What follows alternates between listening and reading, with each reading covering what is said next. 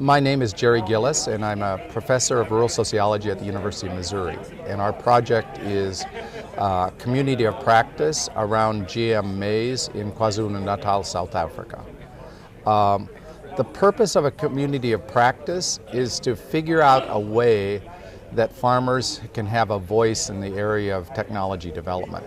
It's not so much in participatory research to help farmers as it is participatory research to make research and extension more realistic in terms of the needs of farmers. And we're working in South Africa because it's one of the only places where you have a mature industry of seeds so that you could actually look at this process and build on this process. It's the only place in Africa you could do that, and one of the few places in the less developed world where you could do that. And so our goal is to see how to summarize it. There's an old saying that says that you hire a consultant to borrow your watch to tell you what time it is. But what this is really about is tacit knowledge, is that you can't sit down at a table and really discuss issues. What you need to do if you want to get to know somebody and how they think is do something together with them, travel, whatever, road trips. But you don't do it sitting at a table and ideas because you don't have a common language.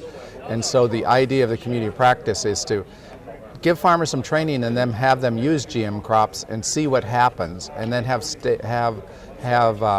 conversations with the stakeholders about what are the implications of that for technology development and extension.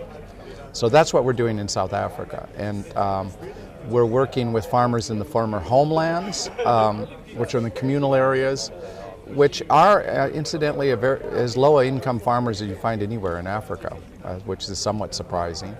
And I think our results, if you look at the farmers themselves, they didn't know anything about even hybrids, even though they live across the road from farmers that have used hybrids for almost a century, in some cases of 50 years to 60 years. That they were very interested in GM crops, but their interest in GM crops is primarily as a labor-saving device rather than as a yield increasing. The two are related, but the biggest problem in South Africa for small farmers is a shortage of labor.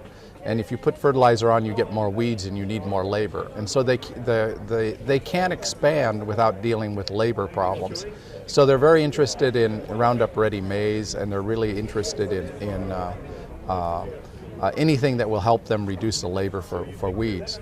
The other thing that happened on the part of the stakeholders is that our stakeholders in South Africa didn't realize the difficulty of the situation that small farmers were in. They assumed because inputs were available to them and you can walk into a seed or a feed store in many places in South Africa, not everywhere, that farmers had access to this information and this technology, when in fact they do not.